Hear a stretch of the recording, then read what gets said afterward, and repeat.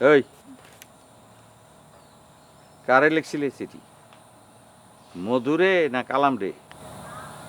এই হাতের লেখা আমার না আব্বা।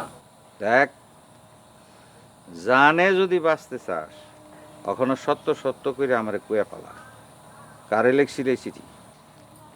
আমি তো কইলাম আব্বা, এই সিডিটা আমি লেখি নাই, কেউ আমার হাতের লেখা নকল করে আমারে ফাঁসাইতে চাইতেছে। ফাঁসাইতে চাইতেছে? তুই আমারে ফাঁসাইতে চাইতেছস ওই বকুলের মতন। বকুল ফলায় বিয়া করছিল না সুজন রে? সারা গ্রামে আমি মাথা উঁচা করে হাঁটতে পারি না, তুই তো দেখি সেই বকুলের রাস্তা ধরছস। তুমি আমারে ভুল বুঝতাছো আব্বা। আইজ বাদে কাইল যার পরীক্ষা, যার নাওয়া খাওয়া হারাম হয়ে যাওয়ার কথা, তার মাথায় এই সব আসে কি কইরা? আব্বা তুমি আমারে কত এই কাগজটা তোমারে কেডায় এনে দিয়ে গেছে, তাইলে আমি বুঝতে পারুম যে কেডায় আমার বিরুদ্ধে ষড়যন্ত্র করতেছে আর কেন করতেছে। এই চিঠি কেটায় আইনা দিয়া গেছে সেইটা আপনার যাই না কাজ নাই। আমি এত পাগল না যে আমার এত সহজে বুঝাই ফেলাইবি এইটা দুইজনের হাতের লেখা, এটা একজনের হাতের লেখা।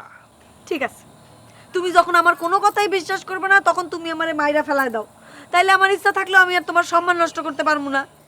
বাবা বাবা, কি সুন্দর, খুব পছন্দ হইল আমার।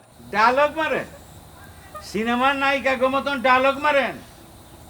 খবরদার কই দিলাম, কালকের থেকে এক পা বাড়ির বাইরে যাবি না।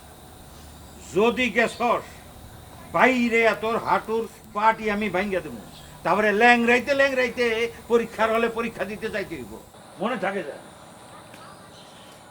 হায় আল্লাহ, আমি কি অন্যায় করছিলাম যে আব্বা আমারে ভুল বুঝতাছে। কিলো শাশুড়ি তুমি এভাবে কাঁদতেছো কেন? কান্তাসি কোথায়, আমি তো অ্যাক্টিং করতেছিলাম।